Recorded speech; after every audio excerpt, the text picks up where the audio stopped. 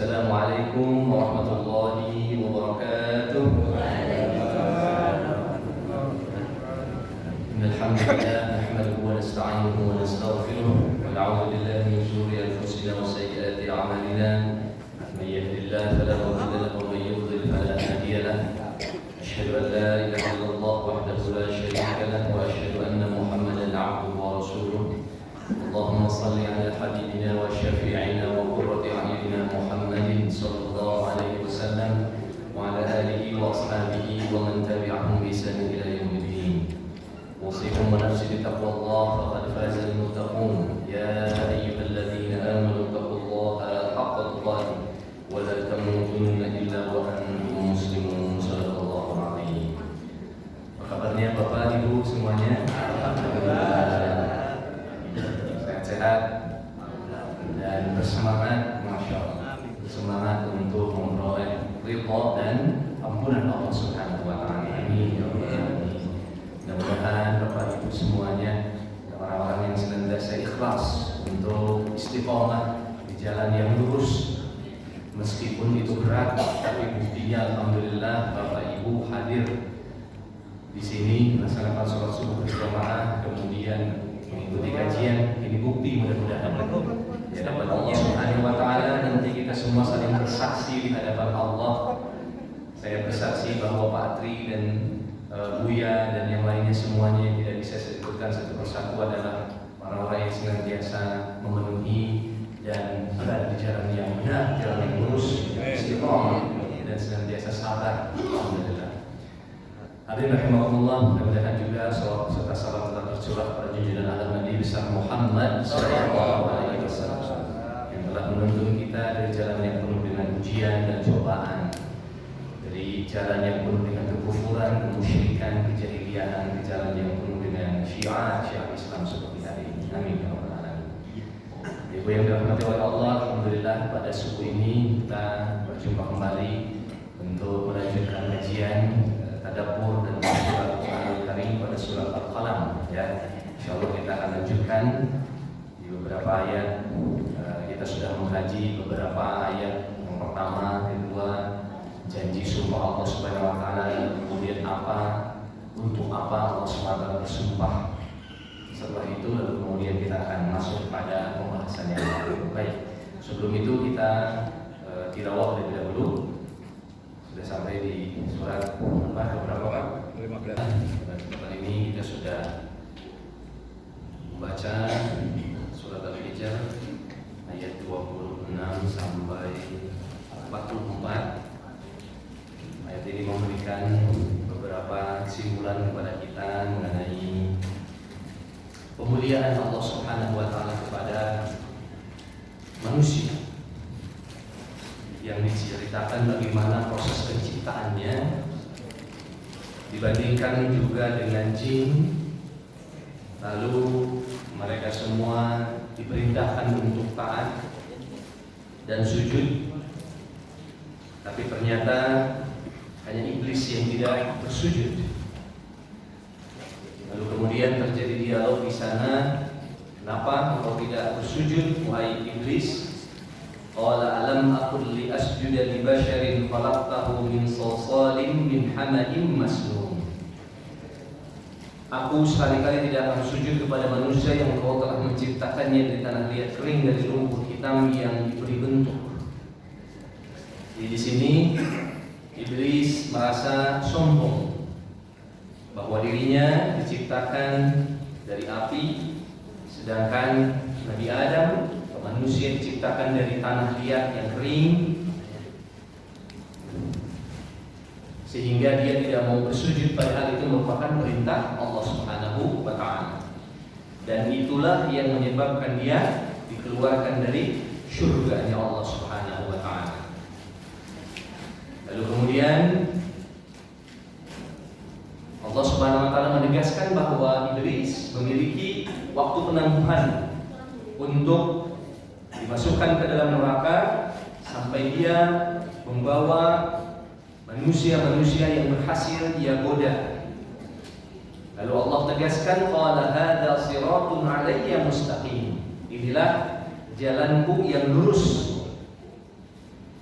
Inna ibadi laisa laka 'alaihim sultanun illa man ittaba'aka minal ghawin. Jadi tiada lain, kita semua sebagai orang beriman harus mengikuti jalannya yang lurus tersebut. Karena sungguhnya di sampingnya atau sebaliknya dari jalan yang lurus itu adalah jalan-jalan syaitan yang akan membawa kepada neraka jahanam. Nah, suatu kali Rasulullah SAW juga ketika berkumpul dengan para sahabatnya, Rasul membawa satu ranting lalu kemudian menggambar di tanah. Karena dulu masjid yang memang beralaskan pasir, beralaskan tanah. Lalu Rasul menggaris, lalu Rasul mengatakan inilah jalan Allah yang lurus. Lalu kemudian Rasul pun menggaris di samping kanan dari samping kiri. Ada garis yang ini garis yang lurus. Lalu kemudian Rasul menggaris di samping-sampingnya. Apa itu? Para sahabat bertanya. Itu adalah jalan syaitan, ya, yang senantiasa merongrong manusia ketika dia istiqomah di jalan yang lurus. Di samping kanan dan di kiri senantiasa ada syaitan yang menggoda. Dalam hadis yang lain diibaratkan bahwa di samping kanan dan di kiri itu ada sebuah pintu seperti ini. Tapi pintunya hanya ditutup oleh tirai. Jadi bukan dikunci, misalnya ya, pintu dikunci, aman kalau dikunci, betul? Tapi pintu terbuka itu tanpa pintu atau apa? Lorong terbuka itu hanya ditutup dengan tirai. Namanya tirai, nah seperti ini tirai. Ketebak angin bagaimana?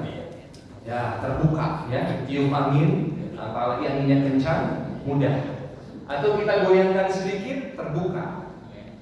Apa kata Rasul? Hati-hati. Pintu-pintu di samping kanan dan di kiri itu hanya tertutup oleh tirai. Begitu. Tidak terkunci rapat. Kenapa harus hati-hati? Karena tertutup oleh tirai, bisa dihembus, dihempas oleh angin, terbuka begitu saja, sudah terbuka segala sesuatu sehingga kita masuk ke dalamnya. Nah, makanya itu yang diibaratkan oleh Rasulullah SAW. Makanya hari ini bukankah begitu mudah kita mendapati jalan-jalan yang menyimpang? Ya, tidak perlu dicari, datang sendiri, masya Allah. Karena dulu Rasulullah SAW mengibaratkan memang lorong-lorong di samping kanan dan di kiri itu hanya tertutup tirai. Sehingga dengan mudahnya tersingkap, dengan mudahnya terlihat, dengan mudahnya dirasakan. Nah, makanya Rasul dari dulu, dari 14 abad yang lalu sudah mengamanahkan itu kepada kita. Allah. Jadi Rasulullah sudah sangat tahu apa yang akan terjadi di zaman yang akan datang. Dengan kondisi global dunia, kemudian juga dengan kecanggihan teknologi, dengan mudahnya segala sesuatu itu nampak terlihat. Ya, makanya seharusnya kita lebih rajin beristighfar daripada Rasulullah SAW. Ya, Rasulullah SAW beristighfar tidak kurang dari 70 sampai 100 kali. Saya apalagi? Bapak insya Allah aman. Saya masya Allah sering kali khilaf. Ya. Ketika berjalan, ketika mengobrol, ketika apapun, ternyata godaan itu senantiasa hadir. Seperti itulah Allah Subhanahu Wa Taala melalui lisannya Rasulullah SAW sudah menyampaikan kepada kita hati-hati. Dan sudah jelas yang harus kita pilih ke kanan atau ke kiri, Bapak Ibu? Tidak, lurus. Ya memang biasanya segala sesuatu yang ibarat kanan itu baik, bahkan itu buruk ya, tapi dalam konteks itu, konteksnya adalah jalan yang lurus yang harus kita pilih. Masya Allah. Dan itu ternyata ya, penuh dengan kesabaran, ketawakalan. Buya sering menyampaikan bagaimana caranya bersabar. Bapak Ibu yang sudah memiliki banyak pengalaman, bagaimana bagaimana cara bersabar, beristiqomah, sehingga dengan panjangnya usia yang diberkahi oleh Allah sampai hari ini tetap istiqomah di jalan Allah Subhanahu wa taala. Mudah-mudahan kita yang sedang belajar, kita yang masih muda ini juga bisa menjadikan bapak-bapak, ibu-ibu tauladan untuk kami semuanya agar kami senantiasa beristiqomah di jalan Allah Subhanahu wa taala. Mau ke masjid subuh, wah tadi dini hari sudah nonton bola, ya antara Barcelona dengan Real Madrid, gitu. Seru banget. Giliran adzan subuh, giliran ngantuk-ngantuknya, atau kerjaan, gitu ya, atau apapun, ya senantiasa ada godaannya. Ibu-ibu sedang ngumpul, sedang arisan, ya ternyata begitulah. Mulut ini harus senantiasa dijaga. Kayaknya gatal kalau tidak membicarakan orang. Masya Allah. Itu juga sama. Ternyata bukan hanya ibu-ibu, bapak-bapak juga begitu. Ya itulah, makanya kita harus senantiasa mengingatkan dalam kesabaran dan kebaikan. Wa tawassaw bil haqqi wa tawassaw bis sabr. Karena kita tidak bisa kadang-kadang mengontrol diri sendiri. Kita butuh sahabat di kanan dan di kiri untuk mengingatkan. Makanya Allah bilang wa tawassaw, saling. Ya, saling. Termasuk saya pribadi. Mungkin kebetulan saat ini berada di atas kursi seperti ini, tapi setelah ini sama saja banyak sekali kekhilafan yang harus diberikan nasihat, kebaikan maupun kesabaran. Masya Allah. Mudah-mudahan kita semua bisa menjaga semangat itu, karena tiada lain musuh kita yang bernama iblis, syaitan ini, dia bisa melihat kita, tapi kita tidak bisa melihat dia. Ya 1-0, ya 1-0. Kalau kita bisa lihat musuh kita mungkin gampang ya, Masya Allah. Dia pukul pakai tangan kanan, kita tangkis. Dia masuk ke kanan, kita mengelak dan lain sebagainya. Tapi tidak bisa kita lihat Allah. Inilah sulitnya. Tapi insya Allah Rasulullah SAW mengatakan kepada kita bahwa Allah sudah menurunkan panduan untuk kehidupan, yaitu Al-Quran. Selama kita berpegang teguh terhadap Al-Quranul Karim, insya Allah mudah-mudahan kita tetap istiqomah di jalan Allah Subhanahu wa ta'ala. Amin ya rabbal alamin. Baik, mudah-mudahan itu cukupkan. Silakan untuk dibaca, dikaji kembali dari tafsir-tafsir yang kita miliki. Baik, selanjutnya kita akan masuk terhadap pembahasan kita, yaitu surat Al-Qalam, juz ke-29, surat ke-68. Pada kesempatan yang lalu kita sudah sampai di ayat ke-4. Ya.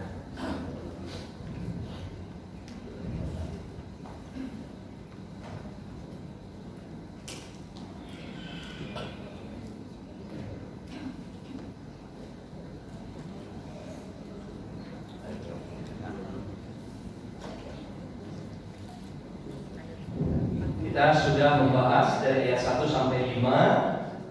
Waktu itu kita membahas huruful muqatta'ah, nun. Huruful muqatta'ah, huruf yang terpotong. Ya. Bahwa banyak surat dalam Al-Qur'an yang dimulai dengan huruful muqatta'ah. Dari mulai 1 huruf sampai 5 huruf. 1 huruf seperti nun, shad, qaf. 2 huruf seperti Yasin, Ha, Mim. 3 huruf seperti Alif, Lam, Mim. Alif, Lam, Ra. 4 huruf seperti Alif, Lam, Mim, Shad. Alif, Lam, Mim, Ra. 5 huruf seperti Kaf, Ha, Ya, Ain, Sin, Qaf. Baik, kita sudah membahas juga bahwa Allah Subhanahu wa ta'ala ketika membuka surat-surat dengan huruf-huruf seperti itu tidaklah asal-asalan, betul? Ya. Kalau kita jembrengin dari huruf alif sampai ya, kita waktu itu melihat ya ada 3 baris. Kalau dipetakan ada 3 baris. Ada huruf-huruf yang disebutkan dengan titik, dengan tanpa titik tidak disebutkan. 7 huruf disebutkan, 2 tidak. Sebaliknya di baris kedua 2 huruf disebutkan, 7 huruf tidak. Bahkan kalau kita mengenal ilmu tajwid atau tahsin, bagaimana memperbaiki bacaan, itu ada huruf-huruf yang keluar seperti al-khamis. Itu ada jenis-jenis hurufnya. Ternyata di setiap hurufnya itu setengahnya disebutkan, setengahnya tidak. Ya, setengahnya disebutkan, setengahnya tidak. Disebutkan apa? Disebutkan di dalam huruful muqatta'ah. Jadi ternyata ketika Allah menyebutkan alif lam mim yasin ha mim kaf ha ya ain sin qaf, itu tidak asal-asalan. Ya, kita tidak perlu detail lagi di situ karena kita sudah lama, sudah jelas sekali satu pertemuan di situ waktu itu. Jadi tidak asal-asalan. Nah, makanya di situ ada makna. Para ulama berbeda pendapat. Itu kita jelaskan. Ada yang mengatakan bahwa huruf-huruf seperti ini adalah singkatan. Alif lam mim berarti Allah, malaikat, lamnya malaikat, kemudian mimnya Muhammad. Tapi jumhur mengatakan bahwa ini kita serahkan kepada Allah Subhanahu wa taala maknanya, kandungannya. Wallahu a'lam. Meskipun ada para mufassir yang beristihad bahwa makna-makna dari huruful muqatta'ah itu, tapi jumhur mengatakan wallahu a'lam. Kita serahkan maknanya kepada Allah, tetapi tadabburnya adalah Allah Subhanahu wa taala menantang kita. Wahai manusia, surat ini dibuka dengan nun. Surat lain dibuka dengan alif lam mim, surat lain dibuka dengan ha mim dan lain-lain. Ini adalah huruf-huruf yang biasa kamu gunakan dalam bahasa sehari-hari. Nun kata Allah. Apakah kalian tidak bisa membuat tandingan seperti ini? Padahal hanya nun kata Allah. Hanya alif lam mim kata Allah. Apakah kalian bisa menandingi buatanku kata Allah? Bahkan kata Allah kalau perlu ajak kolaborasi dengan para jin. Ya, kolaborasi dengan para jin untuk membuat tandingan semisal Al-Quran. Tetap tidak bisa. Ya, bahkan satu surat sekalipun tidak bisa. 10 ayat deh tidak bisa. Banyak orang-orang yang sudah berupaya menyusun tapi tidak sebanding dengan Al-Quranul Karim. Jadi dari segi bahasa, kalimat-kalimatnya, ketika Allah bilang nun, ini adalah huruf yang kamu biasa gunakan sehari-hari. Tapi kamu tidak bisa menandingi buatanku ini. Ya. Lalu wal qalami wa ma yasturun. Di situ Allah Subhanahu wa taala bersumpah dengan huruf waw, dengan al-qalam. Kita sudah ulang-ulang Allah bersumpah dengan berbagai hal, semua ciptaannya, wasyamsi wadduha, kemudian wal 'asr waktu, kemudian ciptaannya matahari, bulan, bintang, malam, siang, semua Allah sebut. Kali ini Allah menyebut pena. Tidak sama dengan wasyamsi wadduhaha wal laili was samai wal qamari. Tidak sama dengan ciptaannya, bintang, bulan, matahari, planet, waktu siang, waktu zuhur, waktu duha, waktu malam, tidak sama. Tapi di sini qalam. Para ulama juga berbeda pendapat. Apa yang dimaksud qalam di sini? Kita sudah bahas itu. Di antara para ulama mengatakan al-qalam di sini adalah pena yang digunakan oleh Allah Subhanahu wa taala untuk menuliskan semua takdir manusia dan semua takdir ciptaannya. Jadi dulu Allah Subhanahu wa taala setelah menciptakan qalam berkata kepada al-qalam, "Ya al-qalam, tulislah." Lalu al-qalam itu bertanya kepada Allah, "Apa yang harus aku tulis?" Semua takdir ciptaanku, manusia dan makhluk-makhluk lainnya. Maka qalam pun menuliskan sesuai dengan iradah Allah Subhanahu wa taala. Atau ada juga para ulama yang mengatakan al-qalam di sini adalah pena umum. Pena umum sebagai simbol keilmuan.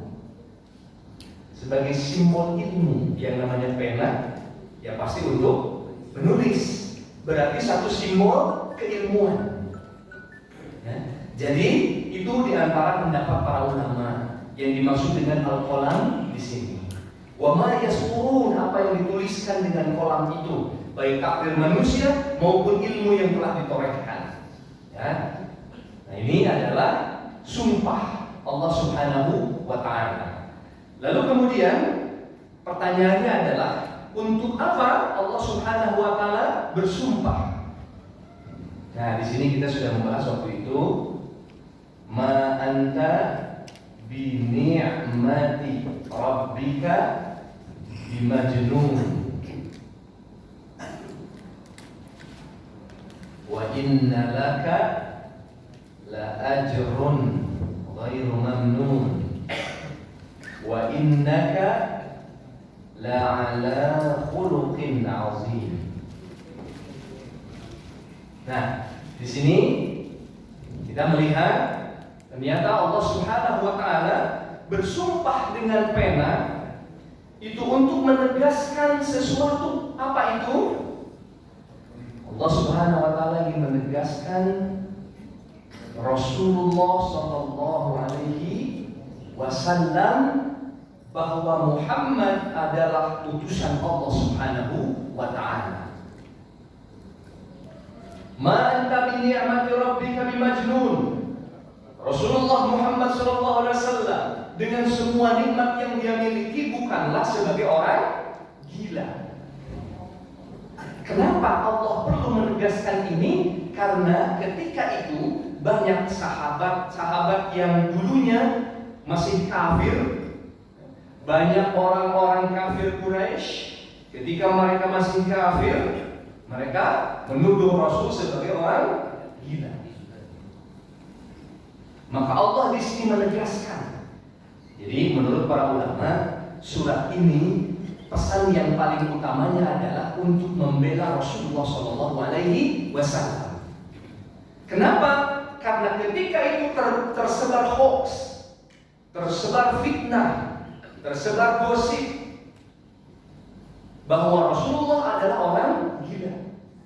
Kenapa orang gila? Karena Rasulullah SAW sering mengungkapkan, menyampaikan kata-kata, kalimat-kalimat yang asing mereka dengarkan, yaitu ayat-ayat Al-Quran maksudnya. Siapapun orang yang mendengarkan kalimat-kalimat Al-Quran dari Rasulullah, maka dia pasti tersentuh hatinya. Bahkan termasuk Abu Jahal, Abu Lahab, Abu Sufyan, Al-Walid bin Al-Mughirah sekalipun, orang-orang kafir yang kafirnya kebangetan sekalipun, ternyata begitu mendengar ayat-ayat Al-Quran mereka merasakan ini beda. Ini tidak pernah diucapkan oleh orang Arab, orang penyair sekalipun, tidak pernah. Kok ini beda? Nah, kita kadang-kadang ya karena kurang mendalami maknanya sehingga tidak merasakan energinya. Nah, kita harus terus mengulang-ulanginya karena ternyata dengan energi itu bahwa Al-Quran itu adalah syifa. Apa itu syifa? Penyembuh. Bayangkan banyak sekali kelebihannya. Jadi surat ini menegaskan bahwa dengan semua nikmat yang Rasul dapatkan, bahwa Rasul itu bukanlah orang yang gila. Lalu kemudian wa inna laka la ajrun ghairu mamnun. Pahala yang terus menerus. Bagaimana tidak? Rasulullah SAW sudah berdakwah 14 abad yang lalu sampai hari ini agama Islam kita bisa rasakan. Coba, ini berkat siapa? Bapak Ibu? Berkat Rasulullah Muhammad SAW.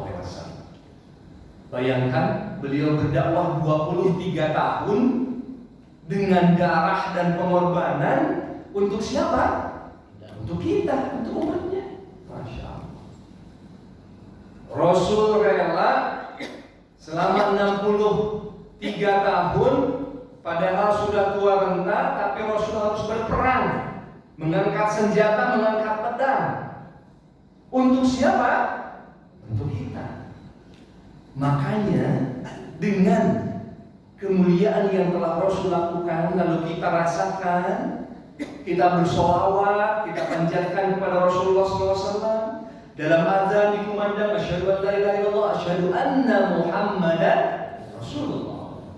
Dalam sholat kita juga tasyahud, kita sebut lagi, masya Allah, pahalanya melimpah. Makanya kata Allah, ghairu mamnun, pahala yang tidak akan pernah terputus.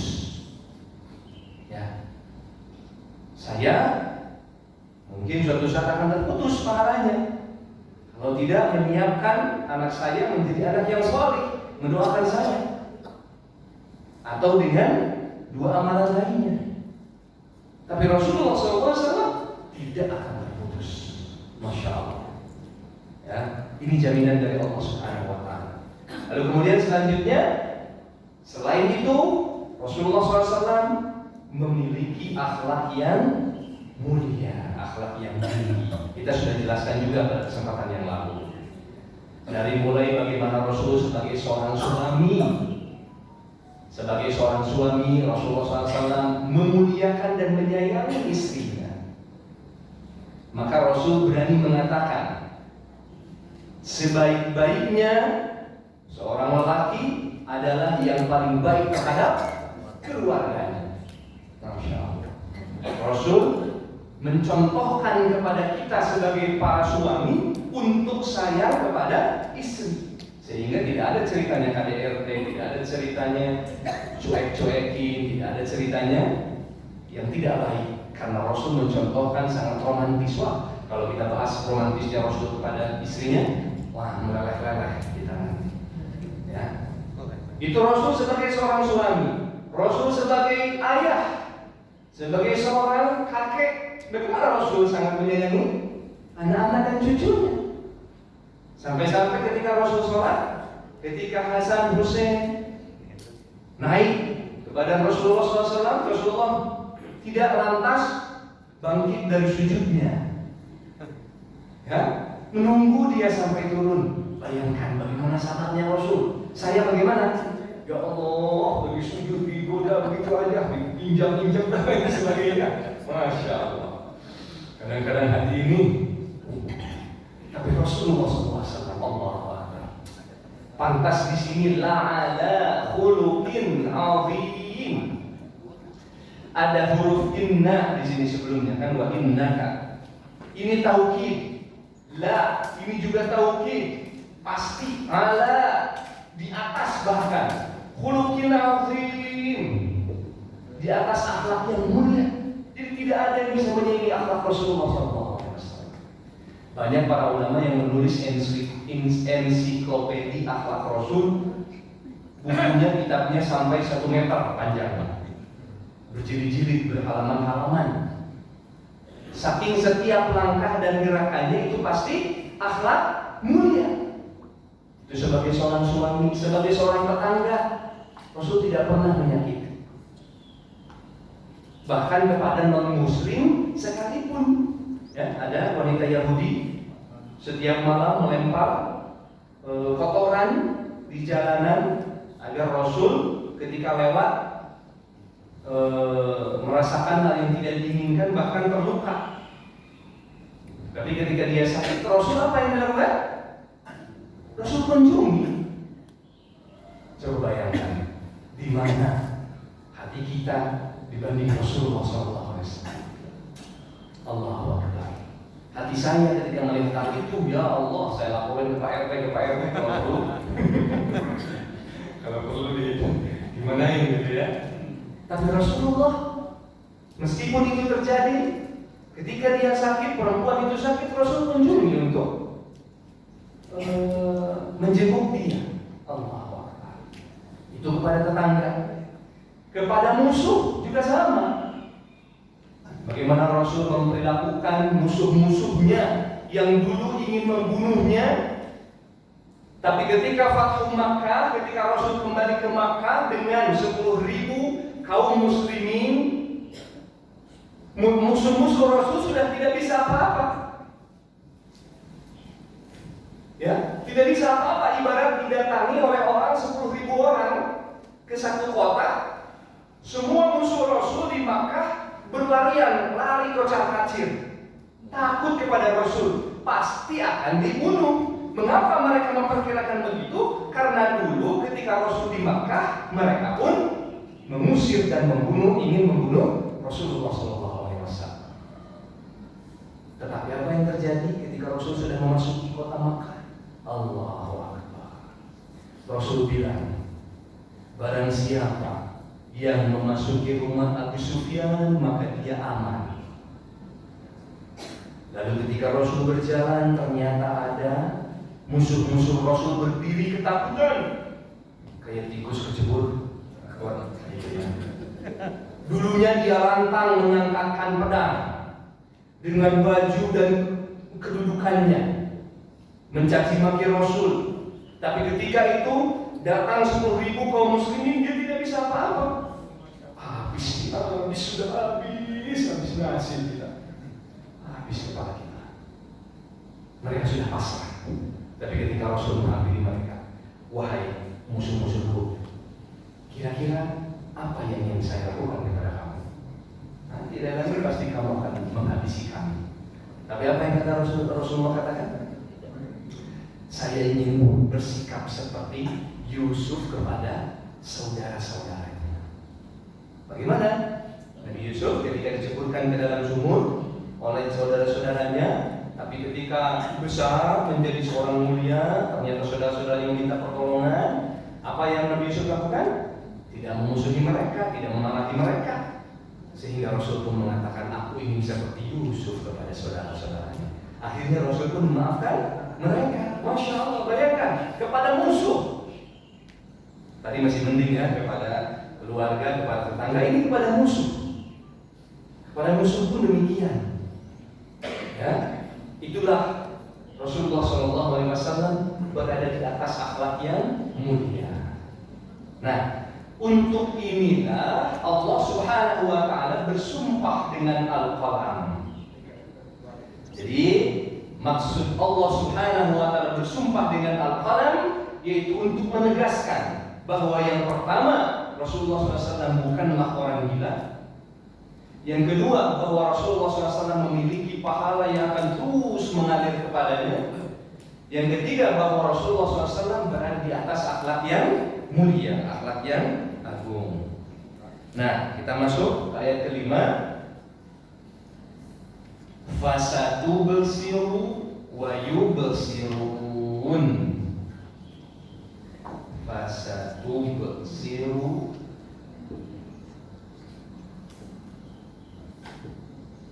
wa yubsirun. Ini berasal dari kata basara. Itu sering mendengar kata basara.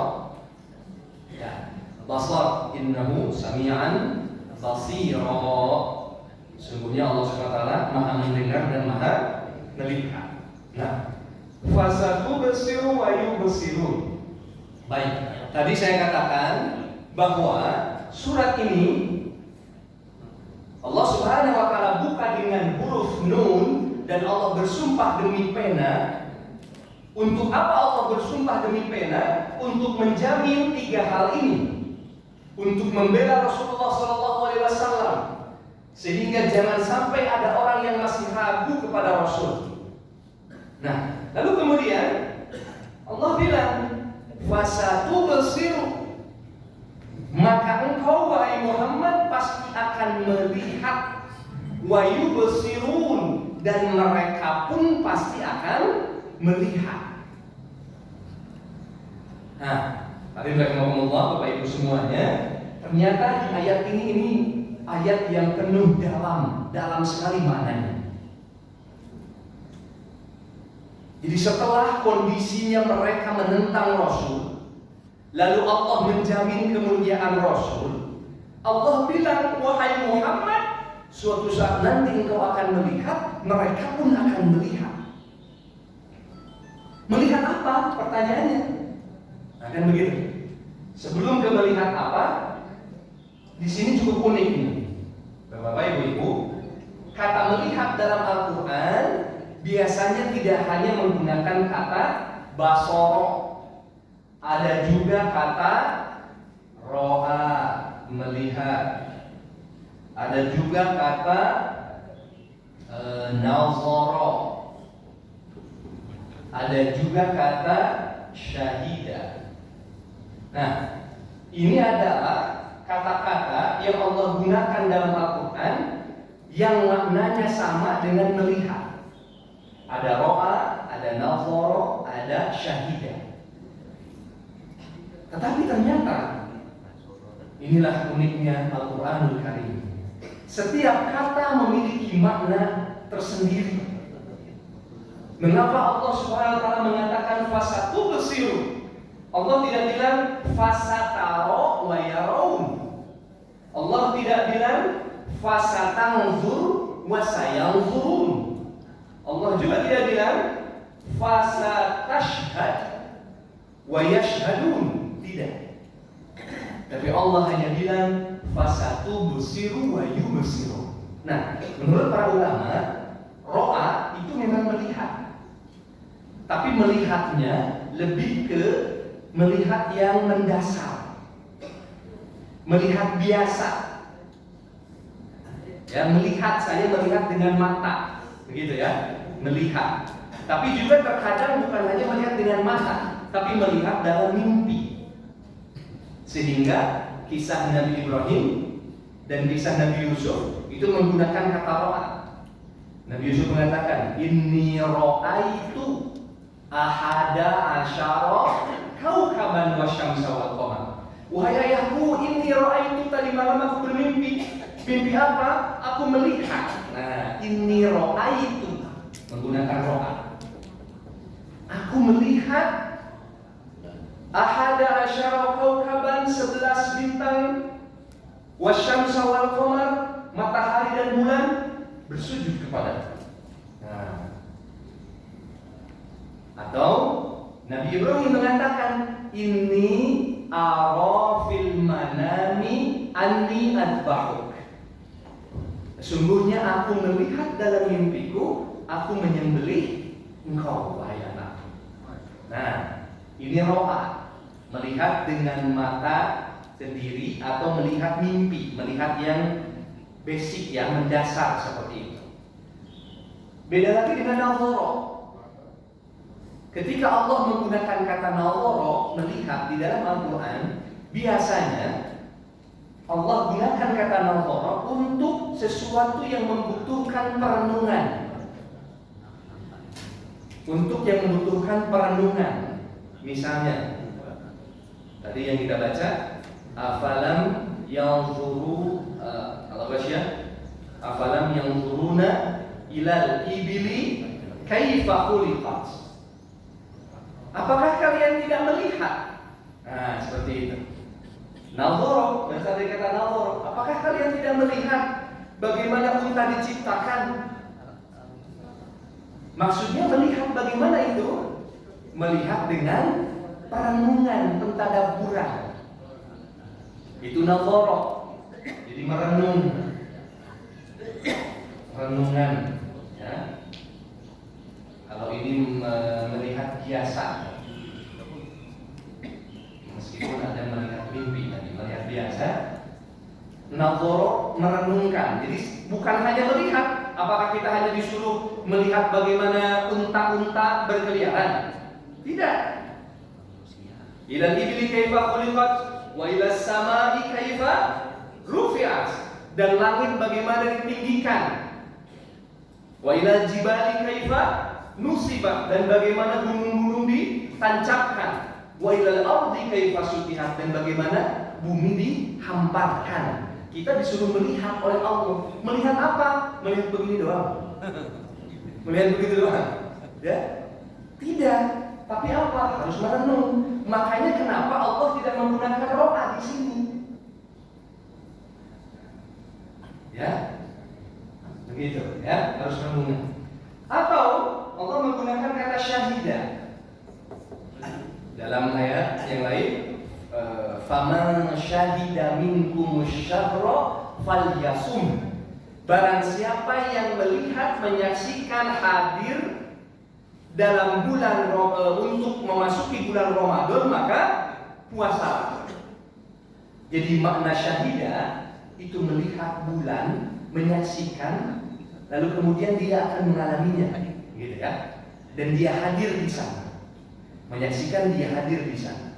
Nah, itu kalimat-kalimat melihat. Beda dengan basara. Basara bukan hanya melihat dengan mata biasa seperti ro'a. Basara bukan hanya melihat untuk merenungkan saja seperti nazar. Basara tidak sama dengan syahidah, seperti hanya dia menyaksikan di tempat kala itu saja. Ya, tetapi basara itu melihat sesuatu yang tadinya kabur. Ini penglihatan kita misalnya, ini kita melihat, ya, kita melihat sesuatu yang tadinya kabur. Lalu suatu saat nanti yang mengganggu penglihatan kita ini akan hilang, lalu kemudian kita akan melihat yang sebenarnya. Misalnya kita sebut dengan hakikoh misalnya, ya. Kita sebut dengan kenyataan yang sebenarnya. Itu basara.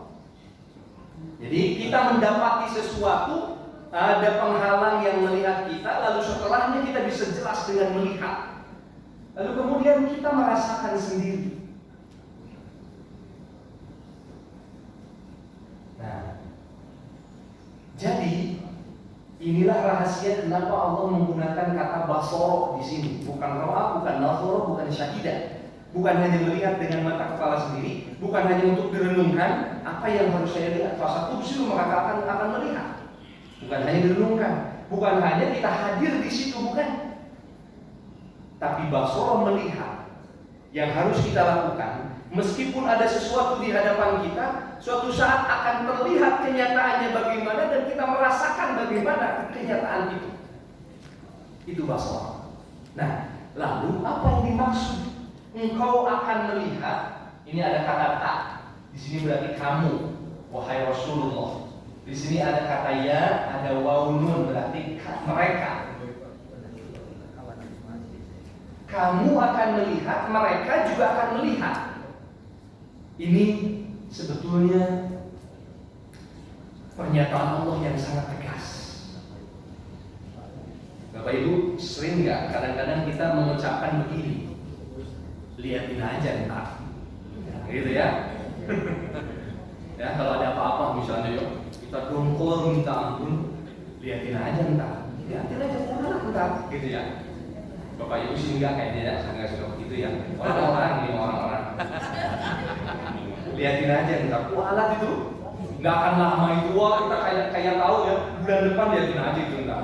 Wah, kayaknya kita tahu ya, kualat itu ntar. Nah, Allah Subhanahu wa Ta'ala mengatakan seperti itu kepada Rasulullah dan kepada orang-orang kafir yang sudah menuduh Rasul sebagai orang gila, yang sudah memfitnah kepada Rasulullah. Allah sampai membela Rasulullah, wahai Rasulullah sabar. Engkau dilempari kotoran, sabar. Engkau diganggu, dicaci maki, sabar. Engkau diusir, ingin dibunuh, sabar. Lihatin aja nih mereka. Begitu kata Allah. Tapi kalau saya mengatakan lihatin aja ntar, itu saya juga awam, nggak tahu apa yang akan terjadi. Tapi Allah ketika bilang fasatu besiru wa yubsirun, apa kira-kira? Rasul sudah tahu apa yang akan terjadi nanti, karena Rasul yang menuliskan takdirnya. Maka ini adalah pembelaan kepada Rasulullah. Masya Allah. Jadi ini yang bisa memotivasi Rasulullah SAW dalam berdakwah.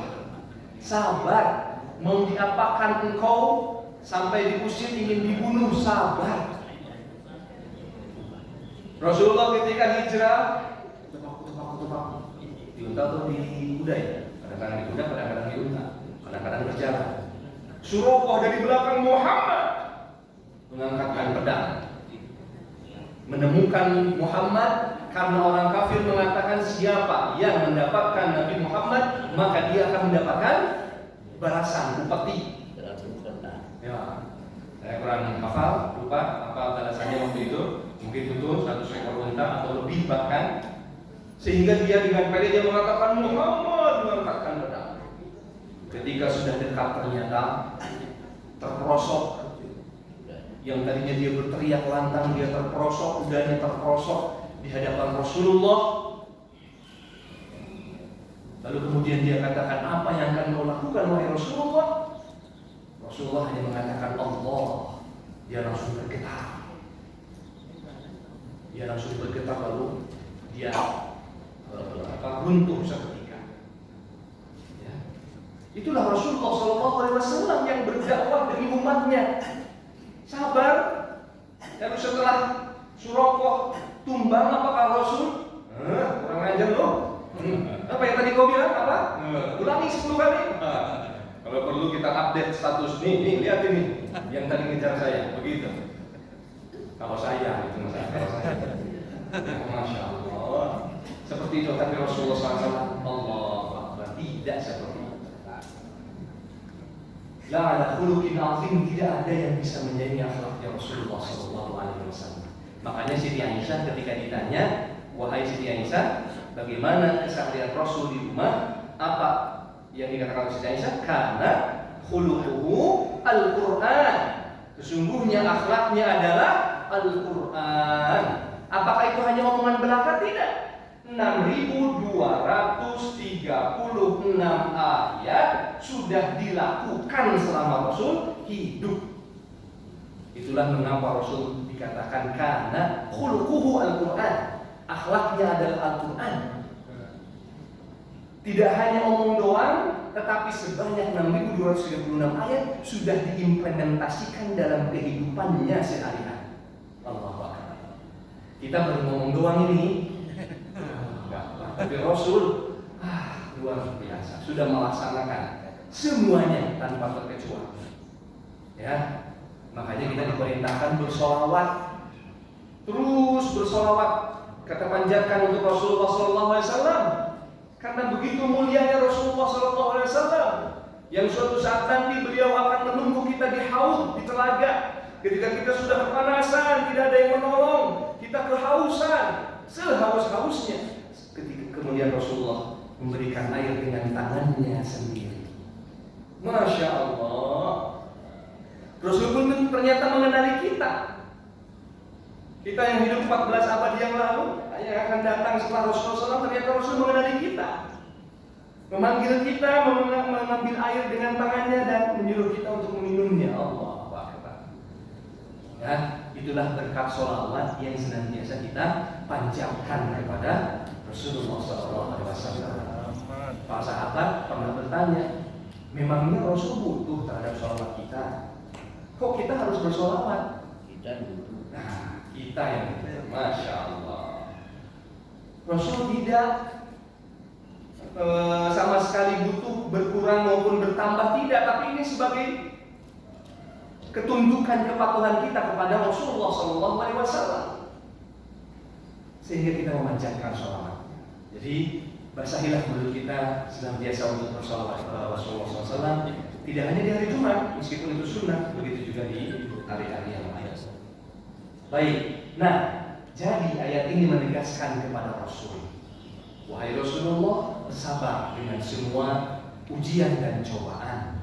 Kamu akan melihat, mereka akan melihat. Nah, di sini kita semua akan diperlihatkan setelah ini oleh Allah Subhanahu wa Ta'ala. Ya. Karena setelah kita membahas tentang ayat ini, kita paham bahwa Allah Subhanahu wa Ta'ala memberikan kemenangan setelah ini. Coba, selama Rasulullah SAW berdakwah kurang lebih 23 tahun, ya, setelah Rasul diangkat menjadi seorang Rasul, apa yang terjadi setiap waktunya? Apakah Rasulullah gagal? Tidak. Rasulullah berhasil. Ini yang harus ditauladani oleh para pendaki, para ustaz. Rasul berdakwah di tahun ke-8 Hijriah, pengikutnya kurang lebih 10.000 orang. Nah, tapi mungkin Bapak Ibu yang aktif TikTok, Instagram, followersnya udah berapa? Masya Allah, ya. Tapi kadang-kadang kita followers di IG, di TikTok dan lain-lain, mungkin karena kita punya kebutuhan ya. Kalau kita follow di TikTok, di IG, mungkin kita pengen belanja, gitu. Kita pengen belanja, kita follow toko tersebut, gitu kan? Atau kita punya kebutuhan, gitu ya. Kalau itu artis, ya kita ingin dengar suaranya, kita ingin lihat filmnya dan lain-lain, kita follow. Tapi 10.000 orang ini ketika Fathu Makkah, mereka datang ke Makkah, ini bukan sembarang followers.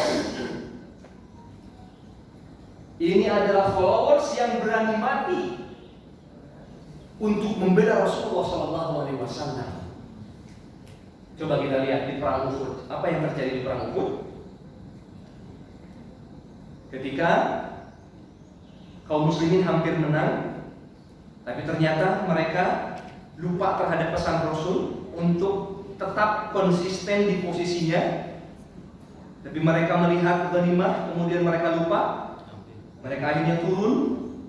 Ternyata orang kafir memanfaatkan kondisi itu, berputar mengelilingi Jabal Rumah, gunung para pemanah. Lalu kaum muslimin dikepung dari dua arah, depan maupun belakang. Terhimpit sampai Rasulullah pun naik ke atas gunung. Apa yang terjadi? Rasulullah memakai baju besi, tapi rahang kirinya, kalau tidak salah, sampai bisa ditembus oleh busur panah sampai berdarah. Ketika semakin terhimpit, bayangkan semakin terhimpit. Biasanya kalau semakin terhimpit, pengikut followers itu, kalau artisnya, panutannya ada kasus, apa yang terjadi? Unfollow sudah. Ya, bahkan kalau perlu di-block. Ya, kalau perlu lupain deh. Sebelumnya kita temenan, ya. Udah, unfollow, block dan lain-lain. Tapi apa yang terjadi kepada sahabat Rasul? Allahu Akbar. Ketika Rasul terhimpit, terdesak, semakin menempel ke gunung, semakin naik ke gunung, semua sahabat Rasul mundur dan membuat benteng di hadapan Rasulullah SAW. Mereka tidak rela panah, tombak dan lain-lain menembus badan Rasulullah SAW sebelum menembus badan mereka. Sehingga para sahabat banyak yang syahid, banyak yang luka dengan busur panah, pedang, tombak dan lain-lain. Itulah pengikut Rasulullah. Sampai-sampai Heraklius, Raja Roma ketika itu heran ketika bertanya kepada sahabat-sahabat Rasul, "Wahai orang-orang dari Arab, apakah kalian memposisikan raja kalian sebagai seorang raja yang penuh dengan kehormatan, lalu kalian mencintai dia karena harta, lalu kemudian kalian akan meninggalkan dia suatu saat nanti?" Apa yang dijawab oleh para sahabat? Tidak. Kami mencintai Rasul kami melebihi diri kami, keluarga kami, anak-anak kami dan semua. Masya Allah. Sehingga Heraklius heran. Raja-raja Roma diikuti oleh pengikutnya ketika itu karena apa? Karena kekuasaan. Setelah ada kekuasaan lain yang mengalahkan kekuasaan dia, apa yang terjadi dengan follower mereka? Pindah kepada raja tersebut. Itu yang disaksikan di Romawi, di Persia ketika itu. Tapi ketika ditanyakan kepada sahabat Rasul, mereka menjawab demikian, maka Heraklius mengatakan, ini dia pemimpin yang sebenar-benarnya, yang sejati. Followersnya mengikutinya bukan karena harta, bukan karena apa-apa, tapi karena kecintaannya. Bahkan rela mati untuk membela panutannya tersebut. Masya Allah. Ya, jadi kita bisa melihat bagaimana kemenangan-kemenangan Rasul. Ketika Rasul berdakwah dari nol Nol itu maksudnya ketika Rasul berdakwah sembunyi-sembunyi. Sampai Rasulullah berdakwah 23 tahun dari mulai perang-perangan sampai Rasulullah sukses. Rasulullah mengalami kemenangan yang beruntun. Itulah makna fasatubsiru wa yubsirun. Wahai Muhammad, sabarlah, engkau akan melihat, mereka akan melihat. Melihat apa? Kemenangan engkau. Pada tahun 10 kenabian, ini dekat nih dari usia 0. Pada tahun 10 kenabian apa yang terjadi? Isra dan Mi'raj. Orang-orang kafir heran, kok bisa ada orang yang berpindah dari satu tempat ke tempat yang sangat jauh, bahkan diakui ke langit dengan waktu yang sangat singkat. Tapi setelah diuji, ada kabilah-kabilah yang sedang berangkat juga ke Palestina dan lain-lain. Ternyata benar, kesaksian Rasul benar, tidak ada jawaban yang salah. Itu membuktikan bahwa Rasul benar-benar Isra, benar-benar Mi'raj. Ini kan kemenangan untuk Rasul. Kemudian lanjut setelah Isra Mi'raj 2 Hijriah ada apa? Ada perang Badar. Ya, perang Badar jumlah Rasul berapa? 313 versus 1000. Ya, berarti 3 sampai 4 kali lipat. Ya, ibaratnya kita berdiri di sini, musuh depan, belakang, kanan, kiri. Nah, Bapak mengangkatkan pedang seperti apa itu? Musuh mengelilingi kita 4. Tapi dalam surat Al-Anfal Allah katakan idh tastaghithuna rabbakum ayat 9. Fastajaba lakum anni mumiddukum bi alfin minal malaikati murdifin. Meskipun 313 orang, tapi Allah menurunkan bi alfin minal malaikat, ribuan malaikat. Ribuan malaikat. Rasul di malam hari terus berdoa kepada Allah. Rasul sadar pasukannya hanya 300, musuhnya 1000. Rasul sadar itu. Sehingga Rasul mengangkatkan tangan berdoa kepada Allah, ya Allah. Sampai-sampai doanya yang masyhur, kalau seandainya pasukanmu umat Islam kalah hari ini, maka tidak akan ada lagi yang menyembahmu di masa yang akan datang. Itu kan doa yang masyhur ya. Berdoa mohon, itulah buktinya Rasulullah SAW manusia biasa, tapi dia berdoa terus kepada Allah. Apa bandingannya dengan kita? Kita baru berdoa 1, 2, 3 udah bosan.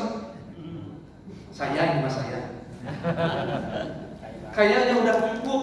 Tadi malam udah tahajud, tadi sudah sholat subuh berjamaah, tadi udah sholat duha, kayaknya udah deh. Doa saya cukup lah. Gitu ya. Zuhur asar nggak saya ulangi lagi. Gitu. Tapi Rasulullah, seorang Rasul itu terus berdoa kepada Allah, meminta pertolongan.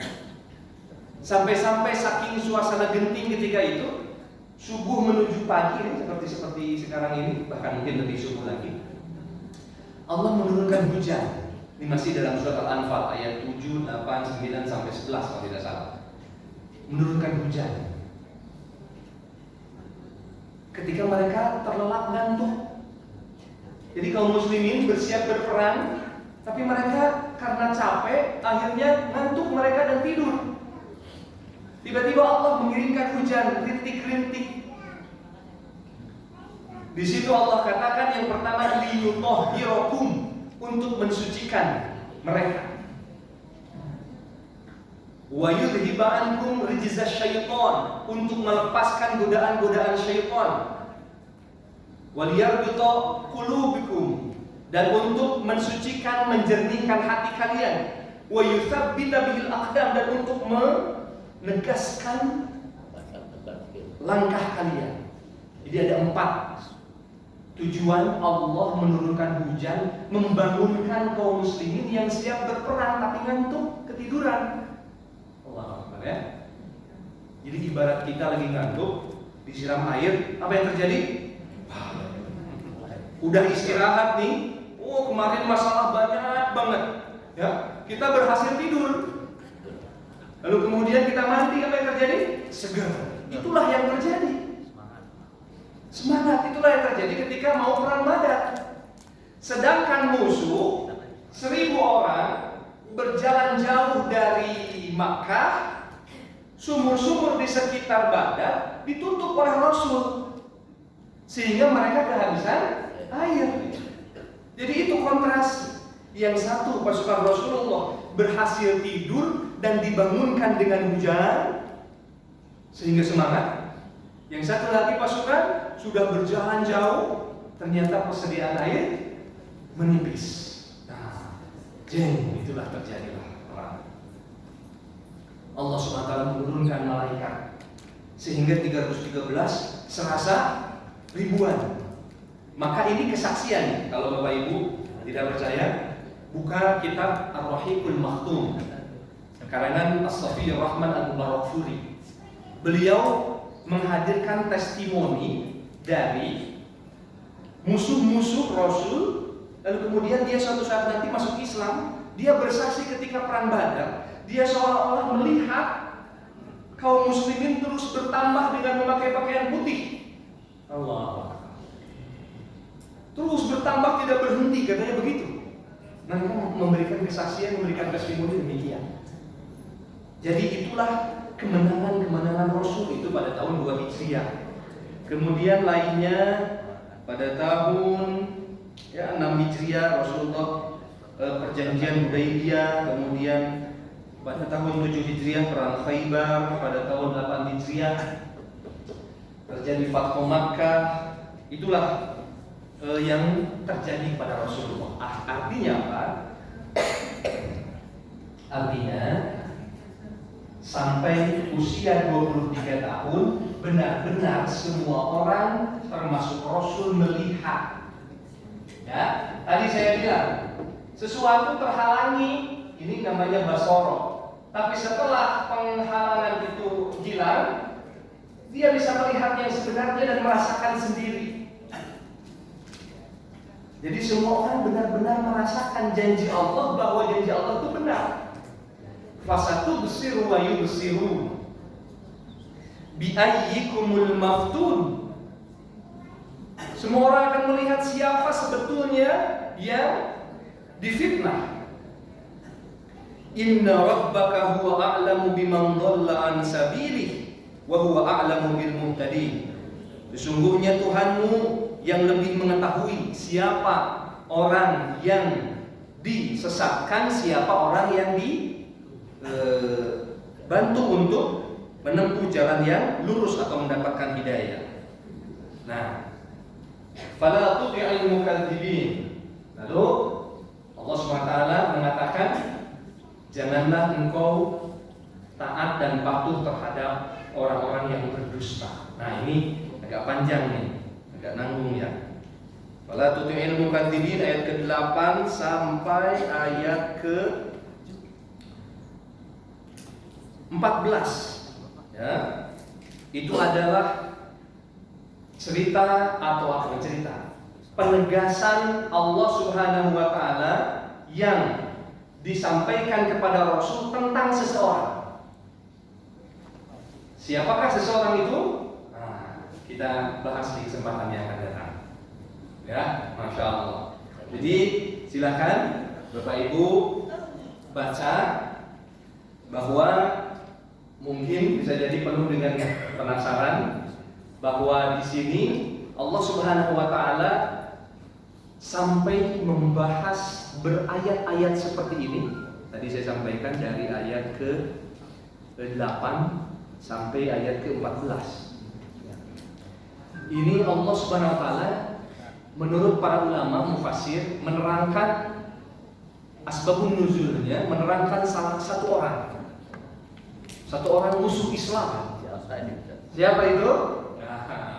Rahasia, kita kaji di kesempatan yang akan datang. Ya. Musuh-musuh Islam itu banyak. Siapa yang terkenal? Abu Lahab. Abu Lahab itu siapanya Rasul? Pamannya Rasul.